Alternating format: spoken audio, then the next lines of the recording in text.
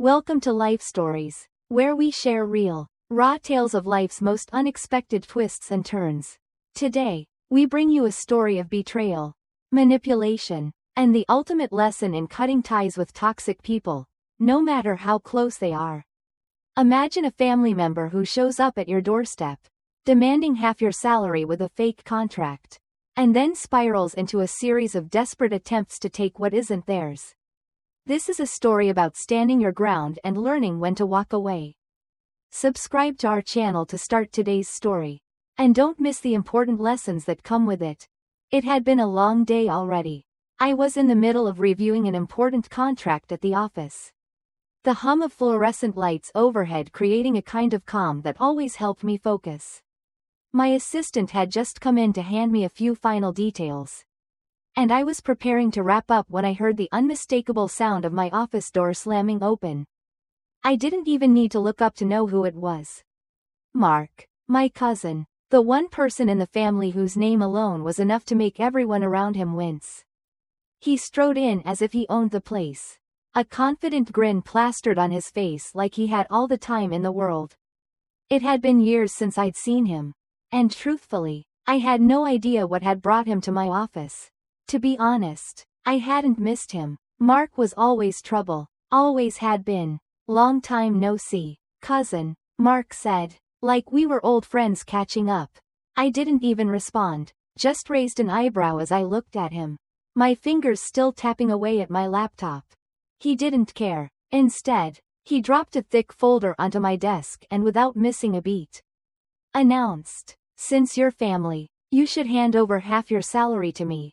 Now, I've heard some ridiculous things in my life.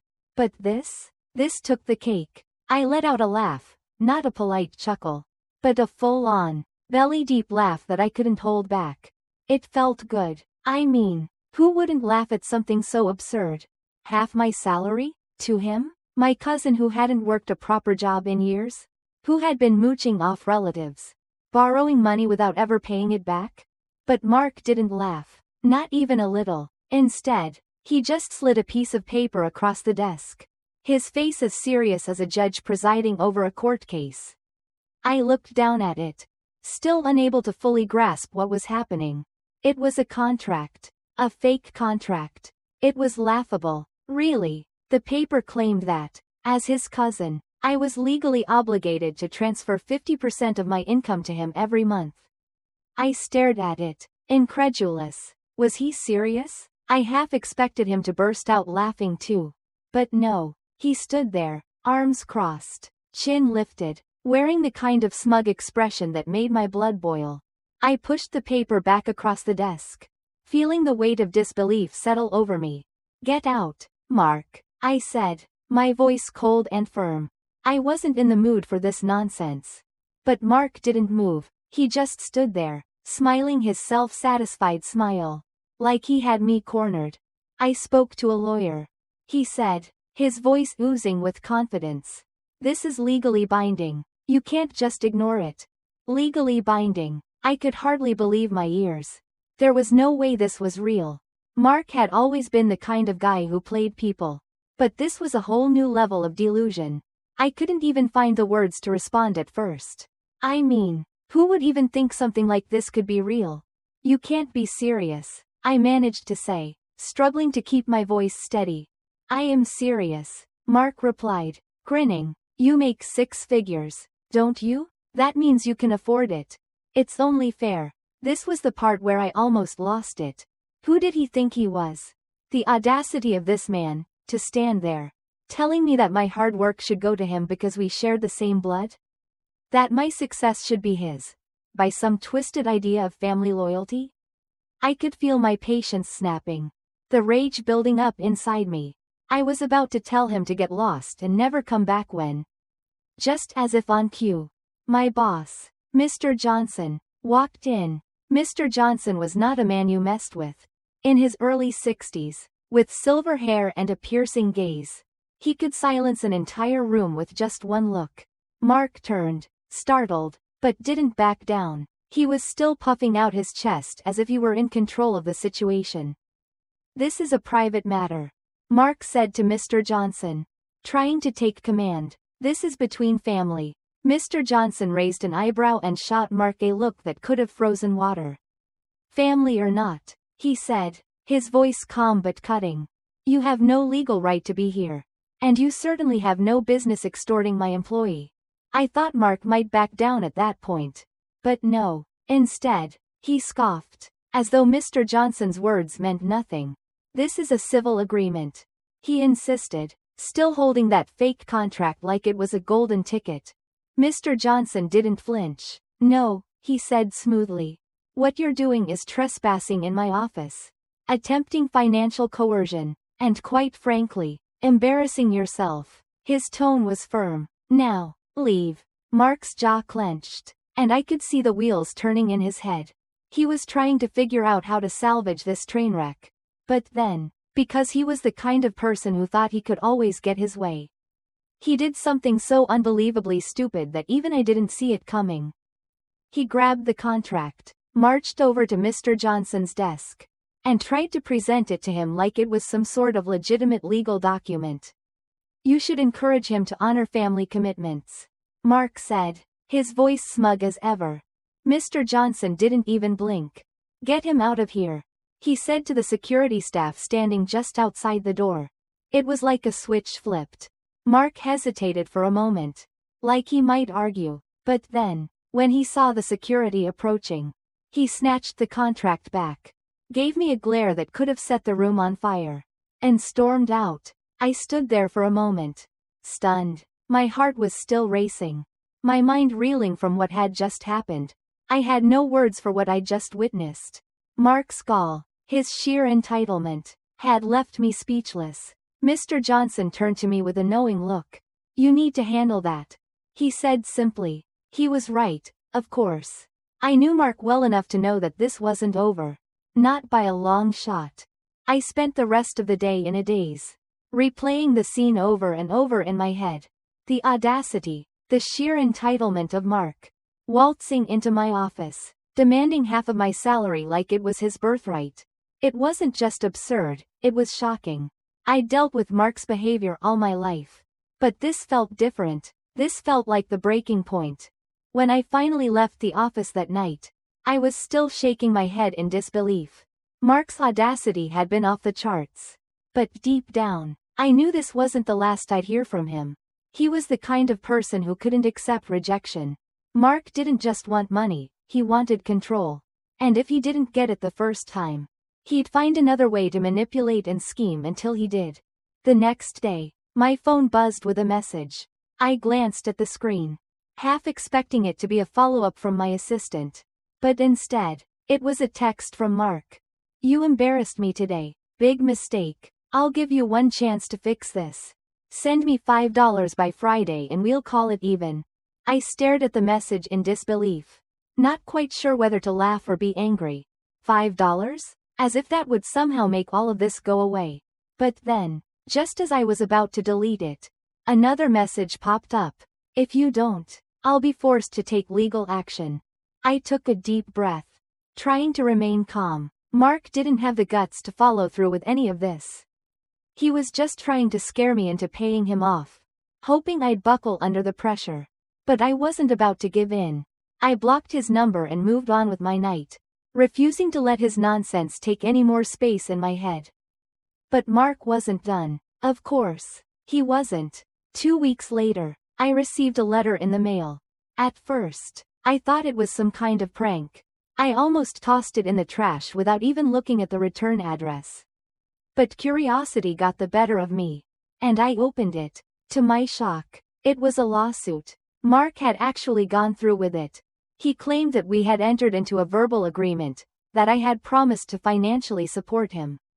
And now I had breached that agreement by refusing to send him money. The audacity! My blood boiled as I read through the ridiculous claims. I couldn't help but laugh at the absurdity of it. Mark didn't have the resources to pursue something like this. Where had he even gotten the money to file a lawsuit? Then it hit me, his mother. My aunt. She'd always bailed him out in the past, covering his mistakes and giving him money when he needed it. She probably funded this whole ridiculous thing, thinking I'd cave and just pay him off to make it go away.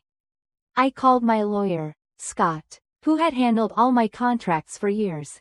He took one look at the lawsuit and let out a long sigh. "This is the dumbest thing I've ever seen," he said, "but dumb or not, we still have to deal with it." And so, we did. Scott helped me gather evidence to fight the lawsuit.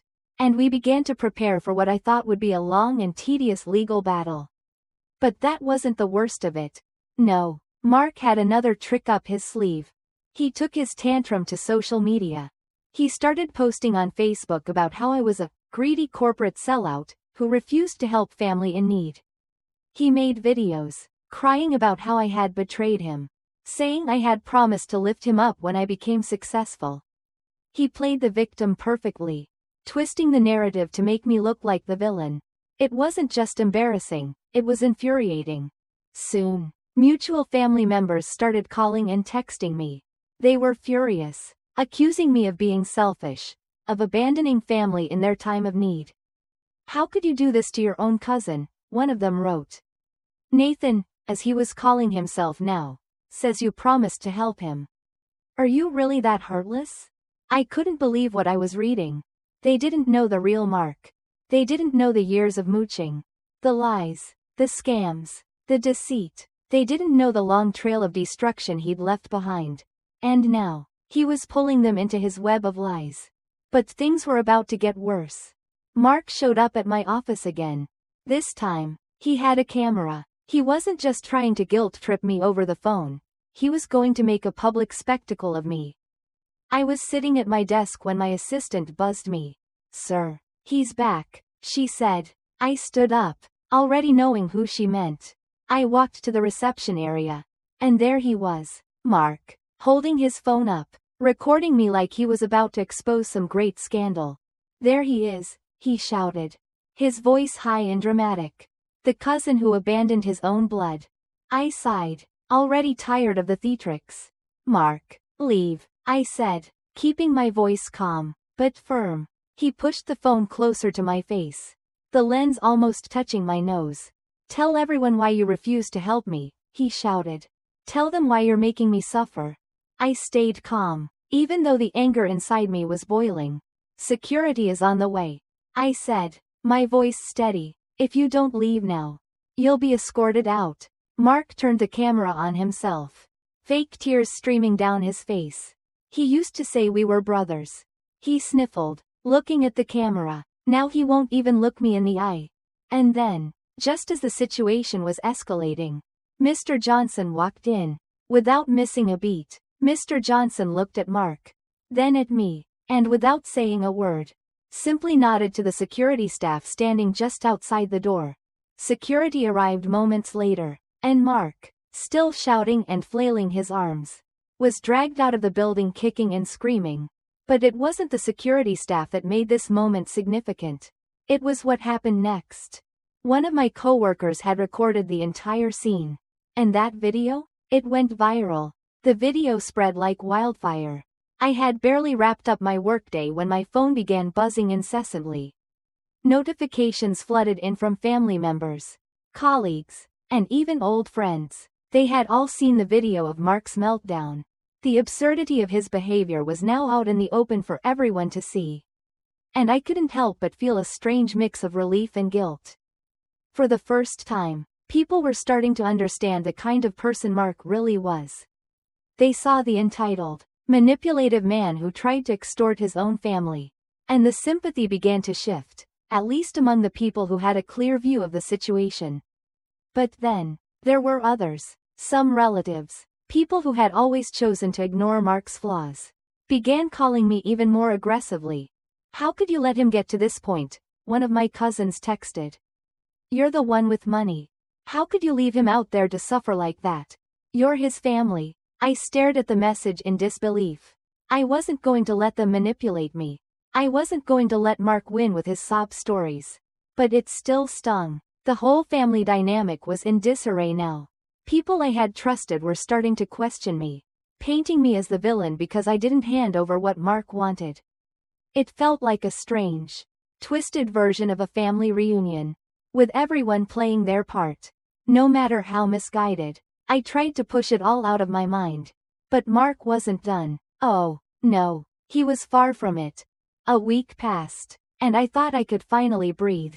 Then came another surprise, a knock on my door. It was from a process server. He handed me another envelope. My heart sank as I took it, already knowing what it was. Another lawsuit. Mark had gone even further. This time, he wasn't just asking for money. He had taken the whole family drama public, painting me as the villain in a desperate attempt to drag me into another round of legal chaos. His claims were ludicrous, of course.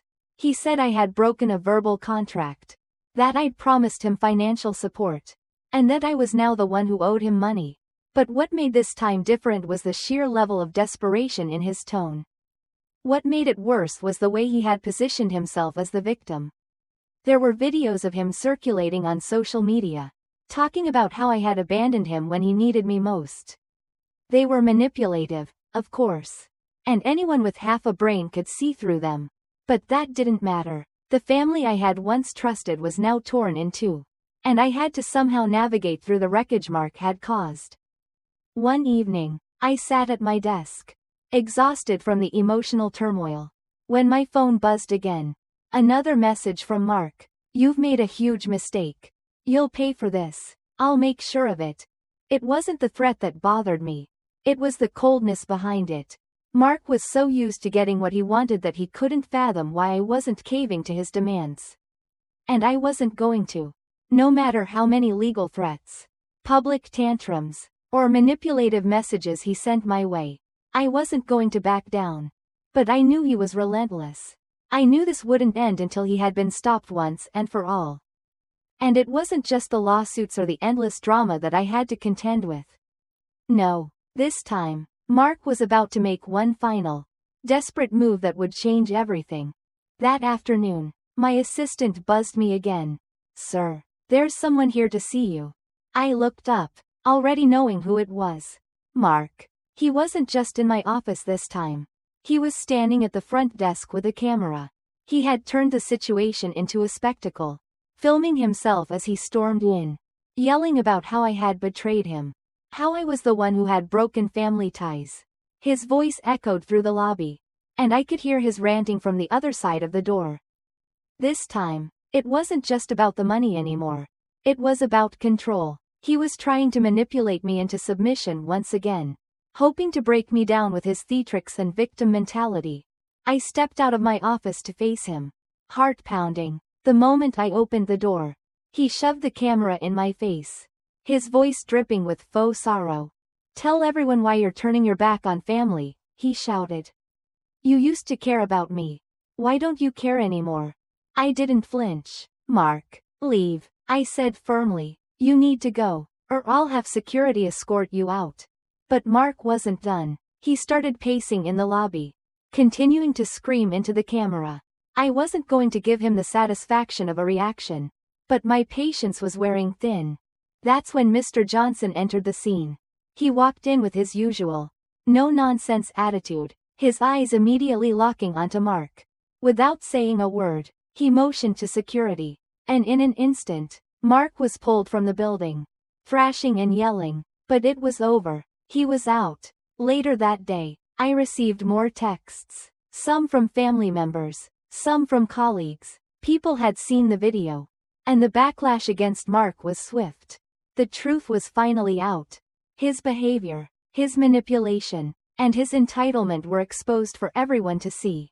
But that wasn't the end. Not by a long shot. 2 days later, Mark sent me another message. This one was different from the others. He didn't threaten me with legal action or demand money anymore. Now, he was desperate. "Please, cousin," the message read, "I've lost everything. I just need help. They're going to throw me out. I'll do anything. Please help me." The desperation was real, but so was the manipulation. I could feel it in every word. I didn't respond. I wasn't going to help him anymore. In the end, Mark's life spiraled out of control. With every step he took to manipulate or deceive others, he dug himself deeper into a pit he couldn't escape. The truth was out. No more people to deceive. No more family members to lean on. His endless scams, his sense of entitlement, and his refusal to take responsibility had finally caught up with him. A few months later, I received a final letter from him, a pathetic attempt at an apology. He claimed he had learned his lesson, that he had changed, and begged me to give him another chance when he got out of prison. I didn't even read the entire thing. There was no sincerity in his words. Just the same old Mark trying to manipulate and prey on my empathy. I knew he would never change. People like Mark never do. They spend their lives taking from others, draining them dry, never learning the value of hard work or honesty. I threw the letter away. Not out of anger, but out of the recognition that some people are simply beyond saving. As for me, I moved on. I learned a lot from that experience. I learned that sometimes, the only way to protect yourself is to cut toxic people out of your life. Even if they share your blood. No amount of love, no matter how deep, can fix someone who refuses to change. And in the end, the best thing you can do is step back. Let them destroy themselves, and take your own life back. If you enjoyed this story and want to hear more life lessons, don't forget to subscribe to our channel for more insightful and thought-provoking tales. Thank you for listening.